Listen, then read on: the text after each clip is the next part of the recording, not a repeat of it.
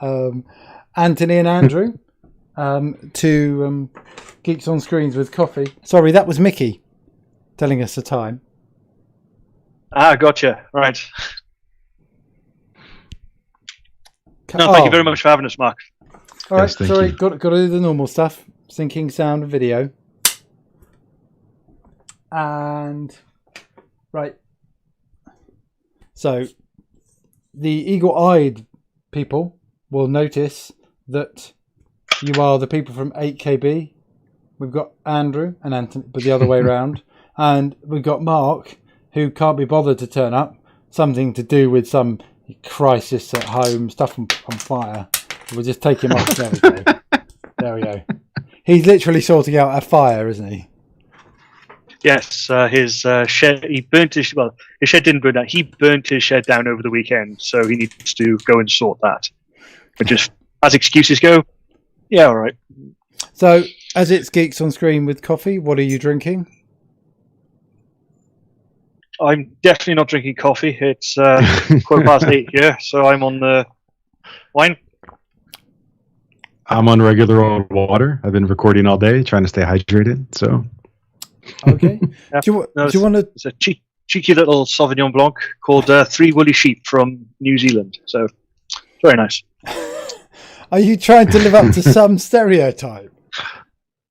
No, I found this wine in a restaurant in Dublin a year ago, and I can't find it anywhere. And about an hour before we kicked this off, my girlfriend pinged me saying they have it in a supermarket over in Ireland called Super Value. So I literally just pinged straight down and got myself a couple of bottles.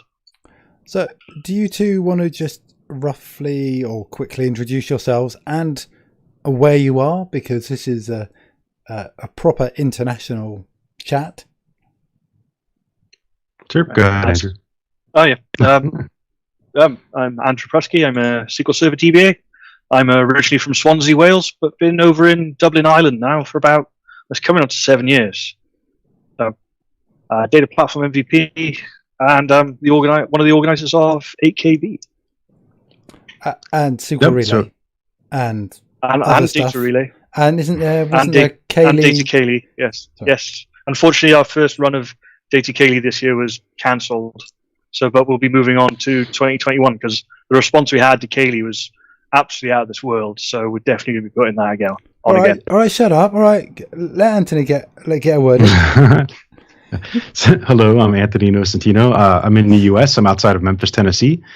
I'm an enterprise architect, self-employed, founder of Centino Systems. I do a lot of training and consulting around enterprise architecture and performance. I'm also an organizer with 8KB. Mark and Andrew, I think I forgot your name, right? Kind of came up with the idea, and I came along and I was like, "Hey, that sounds really neat. Can I hang out with you guys?" And they are letting me. They're brought me into the group as an organizer, so I appreciate that.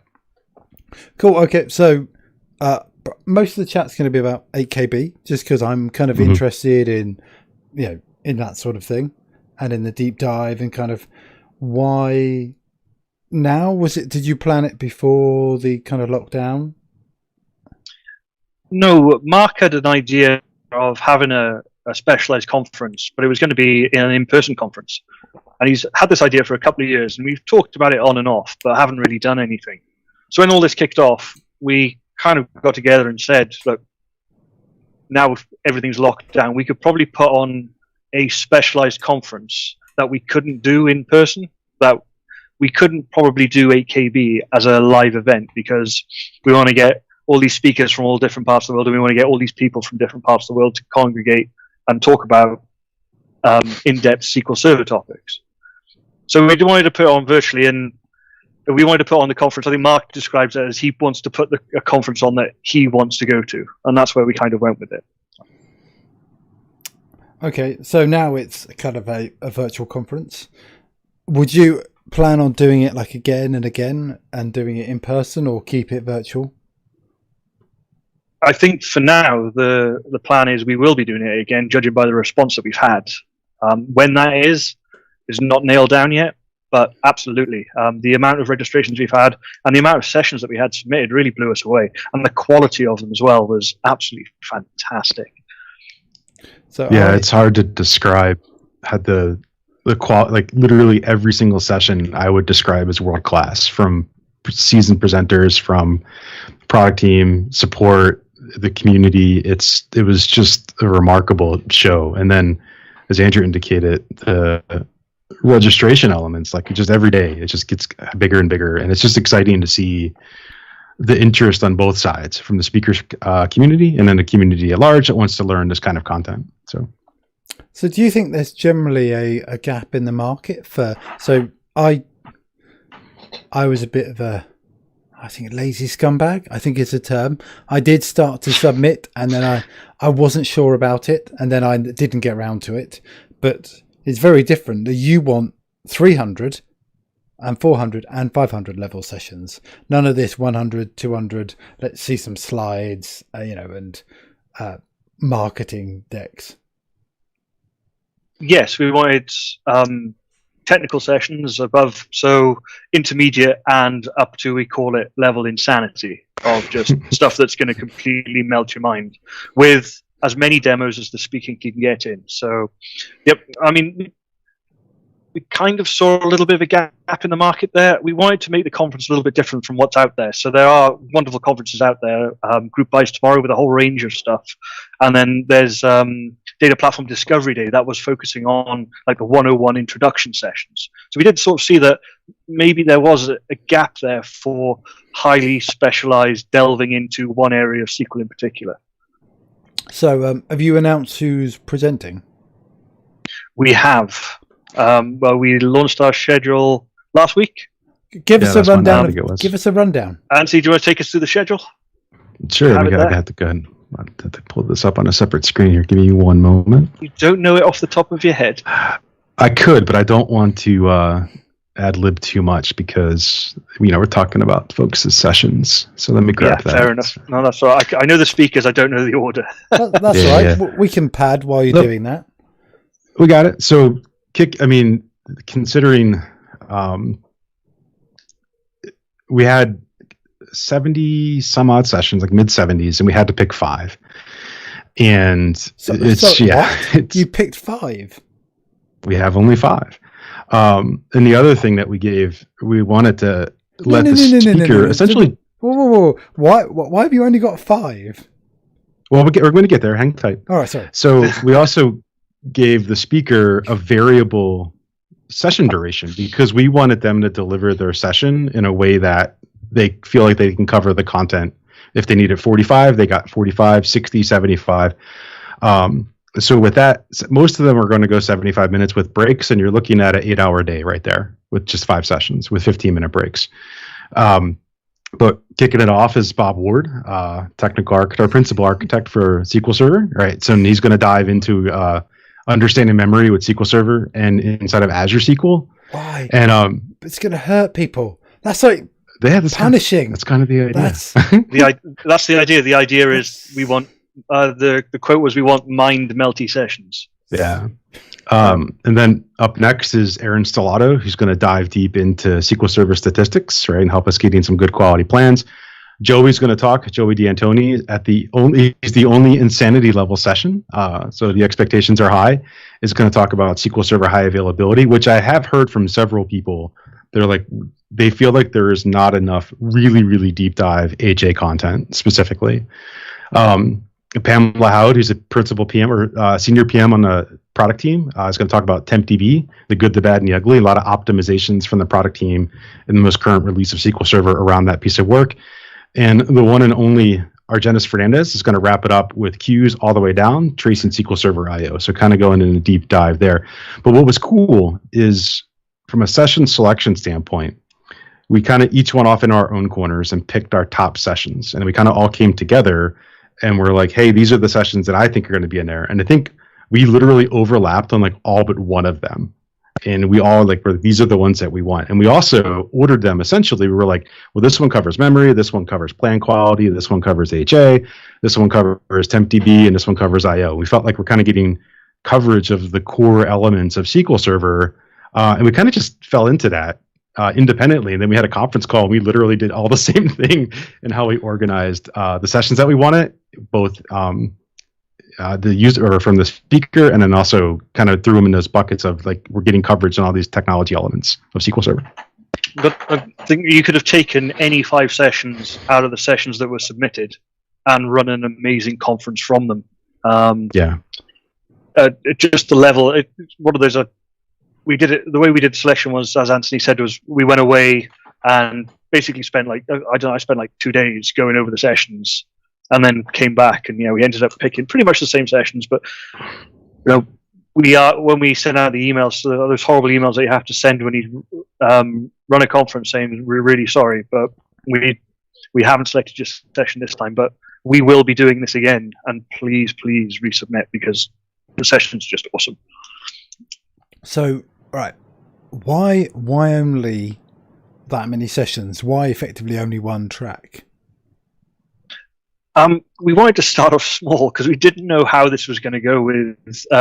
So we got the speakers involved. We were absolutely blown away with the speakers, and then it was, right, how many people can we get to attend this? And this is the first time we're all doing a web conference ourselves. So we wanted to keep it small. We want to keep it easy for ourselves, and we want to see, what the level of interest is. And I think, we could have gone 2 tracks. We could have probably done 5 tracks, but we wanted to keep it nice and simple for us for the first time, and basically leave people wanting more, I guess, as well. We will be back. We don't want to absolutely use up all those quality sessions one time around. We want to do this again at some point. So are you recording the sessions, or is it a live event and you have to be there or be square? It's a live event. We'll be, Mark's not here, but hopefully streaming to YouTube at the same time, and we'll be recording. So we'll have the sessions posted up to YouTube as well afterwards. So if people can't make it, then okay. So actually, what tech? So I mean, I'm a geek. First, what tech are you using to stream it out? We haven't decided the tech platform yet. It's not 100%. Well, we're thinking Zoom, because Zoom has a live stream to YouTube feature and easy to record. But there have been other debates like we could use Teams or we could go to webinar. It depends on which one. Zoom seems the best fit for us at the moment. We're still just playing around with things though. Isn't there like a 40-minute cutoff in Zoom, or is it that's the free version? Yeah. With the amount of people we'll be having in, we're definitely going to have to go for a paid platform. It's just which one do we want to go for? Okay, all right. So it's just interesting because there are other virtual events that have run like Data Weekender, and I think the other user groups in the UK are running virtual events, and some were trying out team is it events or whatever they are in Teams, team live streaming. Yeah, it's live. Yeah. All right, and some were just doing a normal Teams meeting and trying stuff out. Yeah, I think for the solution that we were looking for, really needed 3 elements, right? We needed it to be simple for people to join. And so we didn't want to have people have multiple meetings to join. We just wanted them to log in once in the morning and then hang out all day. So that was one element. And then we also wanted a Q&A for structured Q&A format, and then also a chat room so that people can kind of chat amongst each other and surface up questions to the presenters as well. Not like, I don't want to dig into the differential analysis of all the technical platforms, but Zoom is the only one that really met those requirements. Kind of the other players in the field don't have all of those capabilities, or we're hitting upper limits of users per sessions or things like that we were running into. Oh, okay, all right. Obviously, I'm legally bound to promote one platform and not another, but I'd rather stay impartial. Yeah, it's a hard decision because you want to get it right, but the number one requirement, even of all of those, is it's got to be easy for people to join, right, and be there. So that's what we're shooting for. Cool. Okay, so it's going to be free to you people. It's going to be very exclusive, should we say, rather than it's small. exclusive is much nicer, isn't it? I'd say maybe, inclusive. Yeah. What? I'd say it's more inclusive. Anyone can join. You don't have to be. Everything's free as long as you can click on a Zoom link. You can join the webinar. And With the password, just want to say, if you have the password. I would say, Oh, yeah. what? No Zoom bombing. No Zoom bombing. No. And so all they need to do is go to which website? 8kb.online. And just register. And what day is it running on? It's June 17th. June. Starting at it's 2 p.m. UTC. So 9 a.m. EDT. Okay. Or was it 1 p.m.? It's 1 p.m. UTC. Yeah. 9 a.m.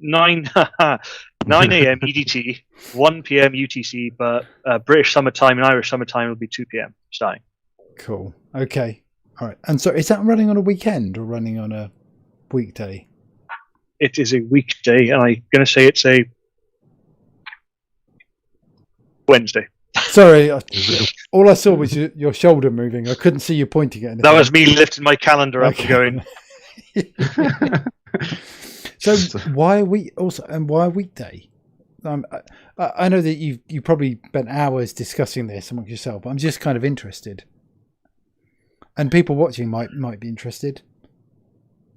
Yeah, it's a tough one.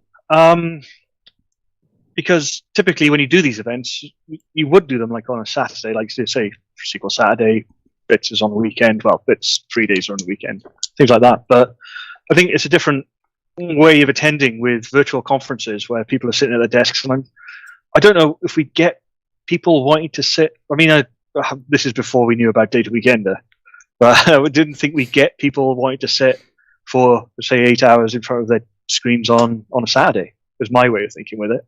Which Data Weekender has totally blown that idea out of the water, but that's kind of where I went with it.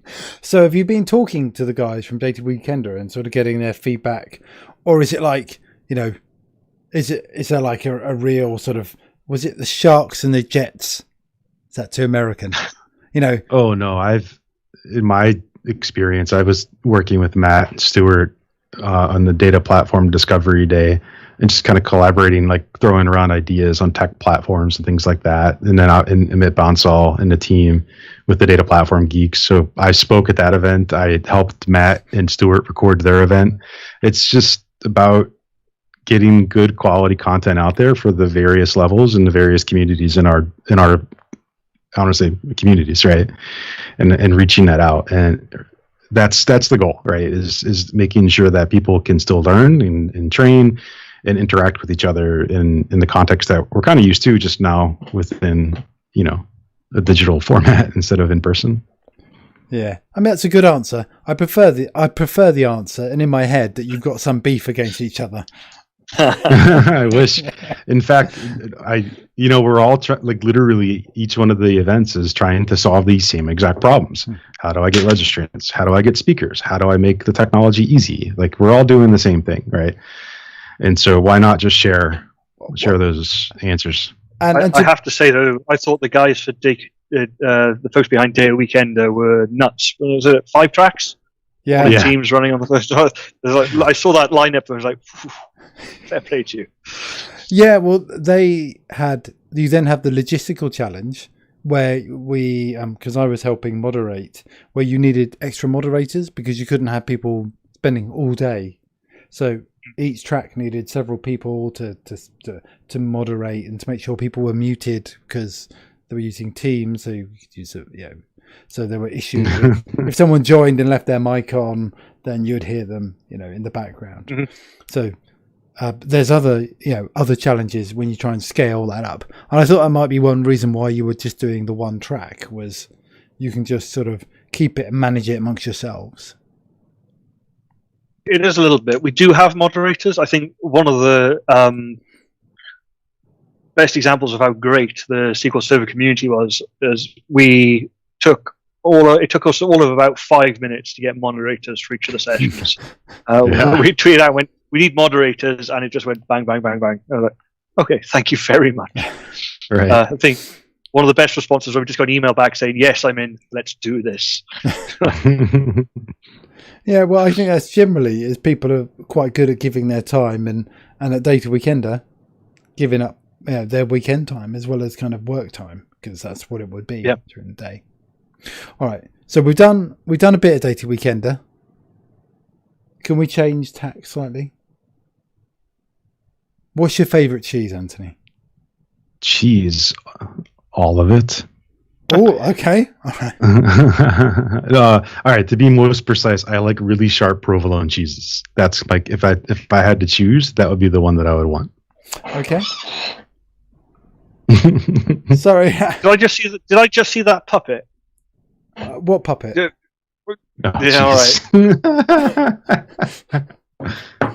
He's popped up at least twice before. Hello, Andrew. Haven't seen you in a while. What was that? Yeah.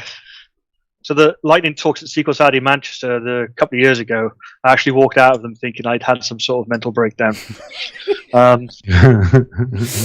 We had me and Paul Andrew did standard Lightning Talk, so we stood there and talked about stuff for 5 minutes. Then Alex Yates came on and sang his presentation, if I remember. Yep. Yeah, did. Yeah. Yep. And then Mark turned up and spent the entire time with the puppet. Yeah. Under the desk. Well, no, I wasn't under the desk with the puppet. It was just. I mean, it wasn't me. It was he. He was giving the presentation, so kind of he was up there just talking to. Sorry. That was the funniest part of the whole thing, Mark, was when he tried to stand up at the end and immediately fell over. I'd been kneeling down for too long. Yeah, I've been underneath the desk, cramped on my legs for like 10 minutes, and I'd cut my circulation off, so I tried to stand up and then fell over. Yes, it was surreal. It seemed like a fun idea at the time. Sorry, Andrew, what's your favourite cheese? I'm pretty boring, mate. I'd go with a nice brie. Brie and bacon sandwiches. You wouldn't go for Caerphilly? You wouldn't go for something Welsh? Throwing the Welsh now, I'll go for the brie, mate. Absolutely. Traitor. Absolute traitor. All right. I'm going to I feel like I might get in the middle of something here. Well, I think it's sort of... you're the second Welshman I've had on. And I just thought that might be a bit of, you pick a Welsh cheese, perhaps. No, I'm just proud of where I come from, but not when it comes down to cheese. What about whiskey? So last year I had Welsh whiskey, and it was phenomenal. Penderyn? That sounds right, actually, yeah. Yeah, no, I do like that. I'll go for a pint of Brains SA or every day of the week, like. So why every time we start talking about cheese, it tends to go off in the direction of wine? They kind of go together, I would imagine. Definitely do go together.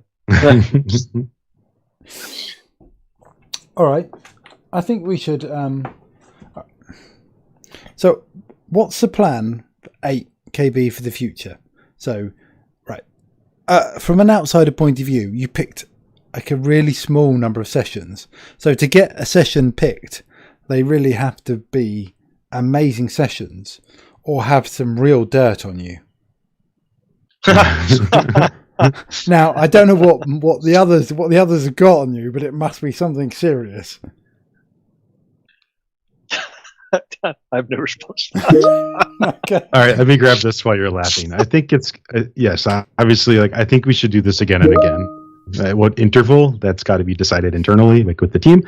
And then the other one is, do we have the same speakers back over and over again? I don't know. And so that's kind of the other thing is like, what's the target speaker that we want to have in addition to the target attendee? I think the target attendee is easy, right? We want to provide this content to the people that are interested in it. But, do we have these same 5 speakers back again next time? Or do they have to wait a year to get back in or something? We have to figure out a way to make sure that it's fair, that more people can come in, and also the emerging speakers that just have the banging content that come along and melt your brains, but they don't have the big giant name because they haven't been hustling in SQL community events for an extended period of time.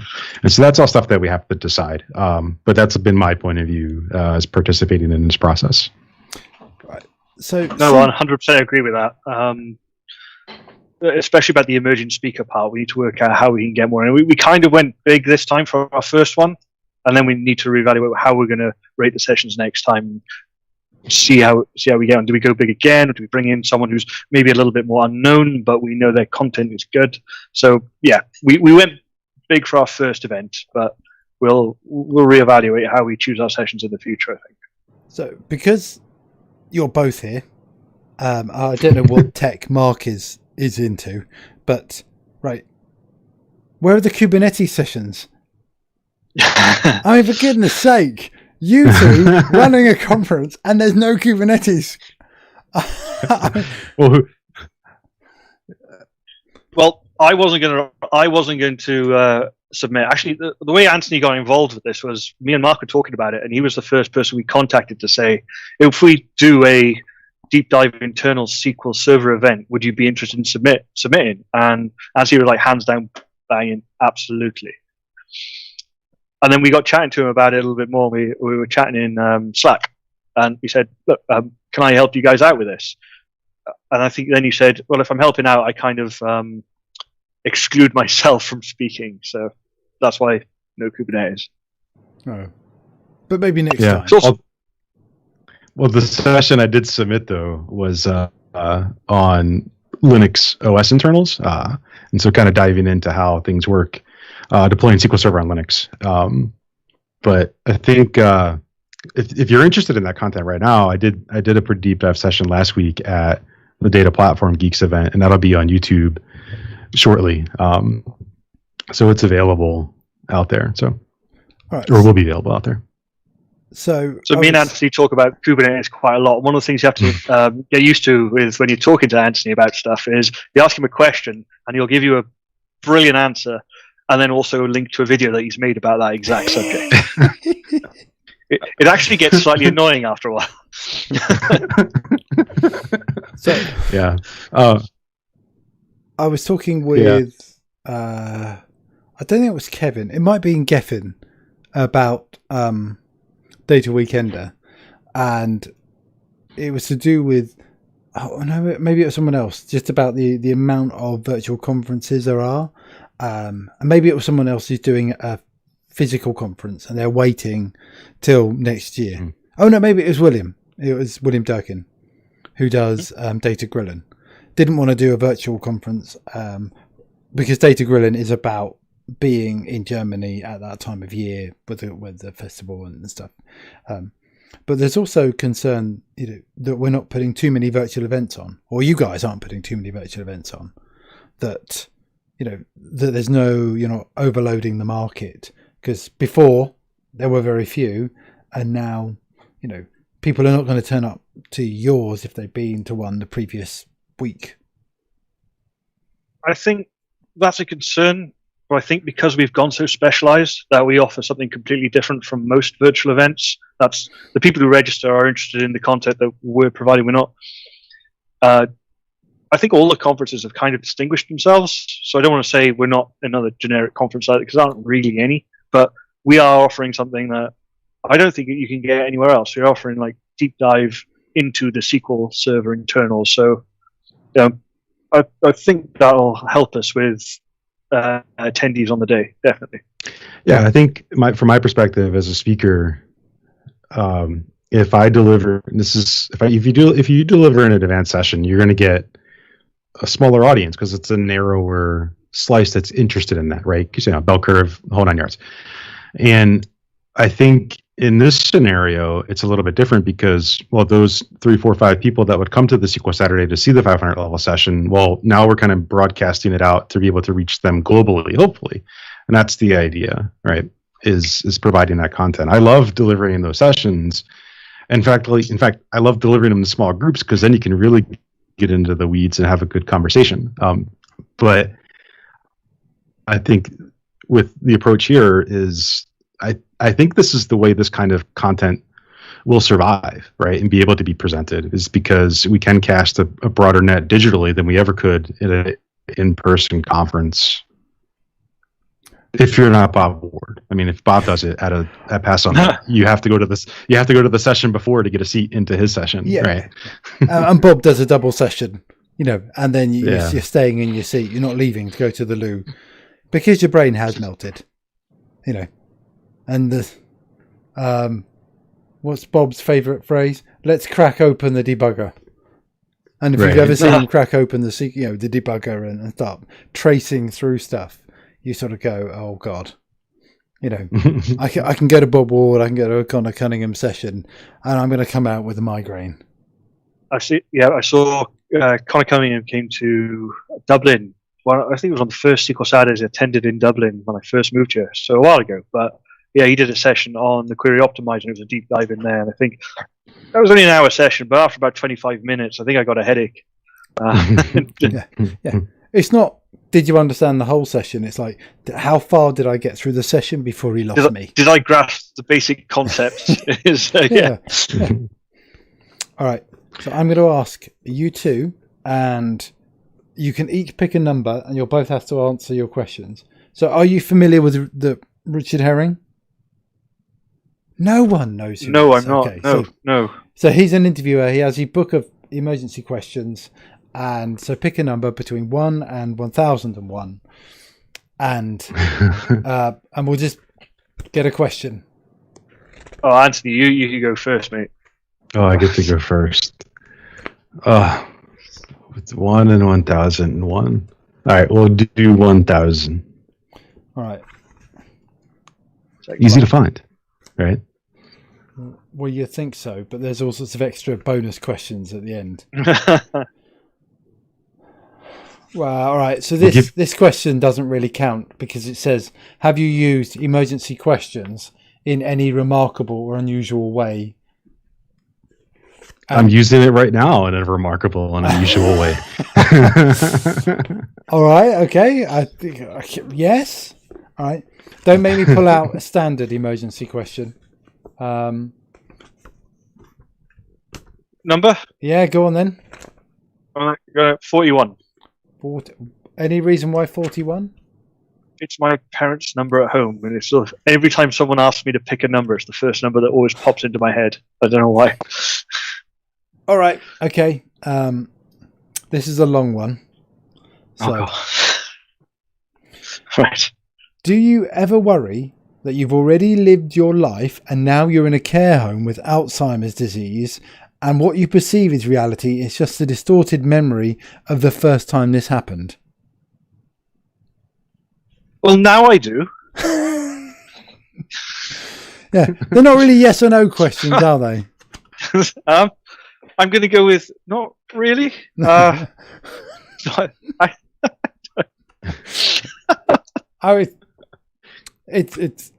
mean, we could. Where did you get that book from? I got it from The Works for $2.99. Right. I mean, but yeah. So some of these questions Richard has made up. I mean, so some of them are like, have you ever flown a kite?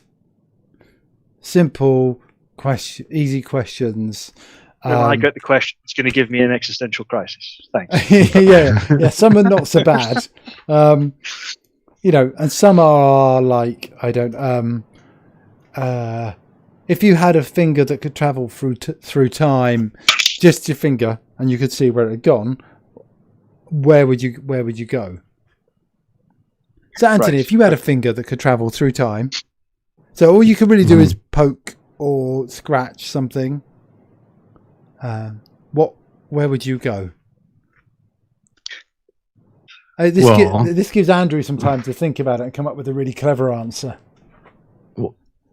I guess in what ways would I be able to perceive my senses? Is it only touch? Can I physically see? What are the options there?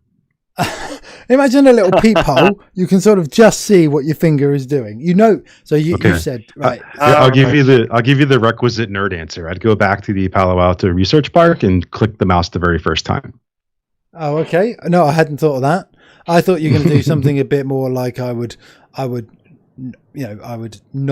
stop some catastrophic event happening by pushing someone over or something, saving a million lives or something. But hey. But yeah, you could click a mouse. Right, don't judge. Don't judge. And now Andrew's going to blow us away. No, I'm going to go with a really safe answer of I go forward in time to June the 17th, just as we're wrapping up 8KB, poke my little finger, make sure everything's gone okay, because at that point my stress levels for the next month will go right down. Yeah. You are such a wimp. Did I mention that before? All right. So are you guys presenting at any other well, you're not presenting at 8KB. So are you presenting at anything else coming up? I'm speaking at Group by tomorrow. Okay. What was it? 1 p.m. UTC, SQL Server and Kubernetes. Tell me more. Well, we'll have some fun. We'll have some fun. We'll talk about the definition of Kubernetes, why do we want to use it. Then we'll go into the basics of what are the worker nodes or the master nodes, components on them. And then we'll have a look at how we can deploy SQL Server to Kubernetes, how we can persist our data for SQL Server. SQL Server and Kubernetes. We'll have a look at Helm, and then we'll wrap the session up by doing some chaos engineering for Kubernetes using Space Invaders, which is always a nice way to wrap the session up. One of my favorite projects. Chaos engineering. Chaos engineering. What the fudge? What the fudge is chaos engineering. I like chaos engineering. I mean, it essentially is resiliency testing. But I like the word chaos, so chaos engineering. And what we're doing is basically seeing how SQL Server can recover on its high availability on Kubernetes. And the way we do that is by using a program called Kube Invaders, which is basically Space Invaders, but it allows you to blow away pods that are running SQL Server in Kubernetes and test that high availability feature that's in K8. And it's just a little bit of fun that I do at the end of my sessions to wrap it up, because I've been usually talking for about 55 minutes about some deep dive stuff, and I like just finish it off with a little bit of fun, mainly because it makes me smile.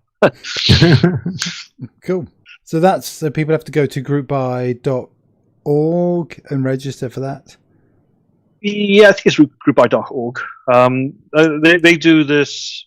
We're kind of modeling 8KB on how GroupBy are doing. They have just one long session that's going on throughout the day, and people can join in any time just to see the sessions that they want. All right. Or stay the entire day. All right. And that's going to be recorded then up on the YouTubes? Yeah, they record, and then I think they post. It comes out a couple of weeks afterwards. All right, okay. I have spoken for GroupBy before, but it was a couple of years ago now. So, yeah. All right. Anthony, are you presenting at anything? So I have nothing in May and June. All of the events that I was going to speak at are no longer. I have an event in July at the Chicago Suburban User Group. We'll see how that goes. It'll probably be virtual, I would imagine now. It's intended to be in person originally. And then it's just everything's kind of in flux right now with regards to events and what's and where's, because our schedules are slowly just shrinking for obvious reasons, right? And so, yeah. Are you getting that? I think I'm okay dealing with everything getting cancelled. What really gets me is when I get a calendar notification on my phone that a flight is leaving tonight in. Yeah. How the other half live. Right. The international jet setters. Oh, that flight I could have got. Well, as long as you got it refunded. Oh, I'm hoping you got it refunded. Otherwise, I sound like a real arse. Oh, like Anthony's going, no. Oh, no. Have you had many... I've gotten credits. Not okay. Refunds, though, but credits. Oh, okay. So... I kind of benefit from the fact that I always book my flights at the last available second. So I might, because I'm from Ireland, I'm always flying with Ryanair and try and get a refund out of them. So. Oh, okay. Right. So before we kind of wrap up, there was another question, and I've completely forgotten what it was. So I'm going to distract you with a slightly different question.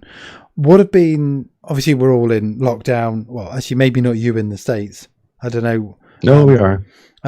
Not every state is locked down, or you're opening up stuff. Correct. Like my state I live outside of Memphis in Oxford, Mississippi, and Mississippi opened up on Friday. But Anthony in the household here did not open up on Friday. We're still hanging out at home and following the same procedures. Okay. So what have you noticed that's good that's come out of the coronavirus?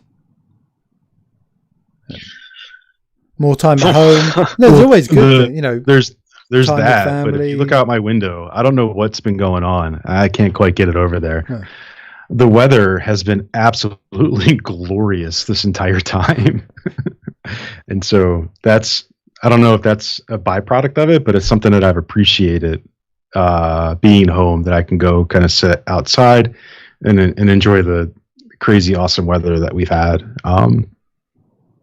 But yeah, that's maybe, I guess the real idea is because the sense of appreciation for something like that's pretty simple, that that you might take for granted in a different scenario. Yeah. What about you, Andrew? I don't have a nice back garden to go out and sit out, Anthony, so rub that one. I'm in a 2-bedroom flat. Sorry. I'd say this is a kind of answer, but I think watching how the SQL community has come together and put on so many different events and things that have happened over the last year. So all these different events that have been cancelled are amazing. I'm really going to miss Grill and Relay this year, absolutely. But we've come together and we've made the best of it and put out these fantastic events like Data Weekender, Data Platform Discovery Day, and obviously 8KB. So what do you think is the future? Do you think this will change the way events are done in the future? People will actually just think online first and then physical, or do you think that it's I don't think we'll ever stop like the in-conference experience, because I think one of the big things of conferencing is the networking that you get from going to see people, and right. That's how I met. I think that's how me and you met, wasn't it? That summit. That's all three of us met. I met Mark in Cambridge. I met you in Seattle. It's just that's how we continue to grow and expand our network. I think it's just like if you want to really compare and contrast like 8KB with the other events, I see 8KB surviving best online. Like we could never go rent a conference hotel and get all the speakers in a spot and get all the attendees in a spot and be a profitable, not even profitable, be a budget neutral conference. But you flip the coin on that, and events like Pass Summit that are more general purpose that cast a wider net intentionally, you go there for the content and for the community, right? And that is something, that community element is, we're all trying as hard as we can to make that work online. But there's no substitute for, Andrew and I sitting down and talking about SQL Server in person with a couple pints of beer, right? That's just not something we can, we can do that digitally. It's just not the same effect, I think. Yeah. Actually, yes. Yeah, me and you, Mark met at Data Relay, didn't we? I think. I definitely have a memory of you, us staying in Reading, and we were waiting to go for the meal, and you were standing outside. And I came out to join you, and you looked at me and went, "What's your hotel room like?" And I was helping out. I wasn't actually part of the committee at the time, but I was helping out. So I was in proper full on, it's all right. It does the job. And he just looked at me and went, "Is it horrendous?" Yeah. I was like, that hotel, yes. Yeah, fair enough. Yeah, it was horrendous. I had what you could call a trucker's room. It wasn't very big. I could from the bed, I could have urinated into the toilet. There was a microwave but next to the head bit of the bed, which is nice. Absolutely. Yeah. Apparently, if you paid a bit more, Alex had a nice room, but I just had a kind of, it was like a mini cell, a nice cell. I was in there one year, and the shower didn't have a head on it, so it was just like a jet of water. It has been stolen by Wonderful. The previous occupant, I imagine. Probably. All right, it's probably time. And on that note, you in a shower with no head, it's time to wrap up. So just remind us when 8KB is. Actually. Oh, it's June 17th, starting at 9 Eastern. If you want to convert that into BST for us or UTC, Andrew? That's 2 p.m. 2 p.m. British summertime, Irish summertime. And it's Yes, 8. and I do it. Sorry, written as 8kb.online. 8 as in the word 8, kb.online. I was so tempted to ask you why 8kb, but I just thought it was just a hack question. And why didn't you go for an extent? Or Well, do you want to bring that one up? all right, Mark. right. Go on then. Why 8kb? Well, no, the extents part. Why not an extent? Oh, well, we are planning. Well, Why not read kind ahead? of this is in the works. I like that. No, we are planning on hosting, say, don't know what the schedule will be, but something called mixed extents, where we get a panel on together to talk about some of the areas of SQL Server that we've had submitted, but we weren't putting into the schedule the first time round. So the idea is to get 3 or 4 experts in the field and just pose them questions that typically you get maybe an answer of "it depends" to, and then just sort of spring from there. So yeah, so hopefully it'll mixed extents will come out a couple of times before the next 8kb. So is that can we call that an exclusive? That would be an exclusive, actually. Yes. Right? Good. Is there, so now you're all loosened up. Is there anything else you want to tell me? now the secrets start coming out. All right. So I think on that note of mixed extents, and when it's goodbye from me, and it's goodbye from him, and it's goodbye from Cheers, Mark. Andrew and Anthony. All right. No. Thank you all Bye for now. coming and watching. Cool. Love you all. Bye. Thank you so much. Thank you.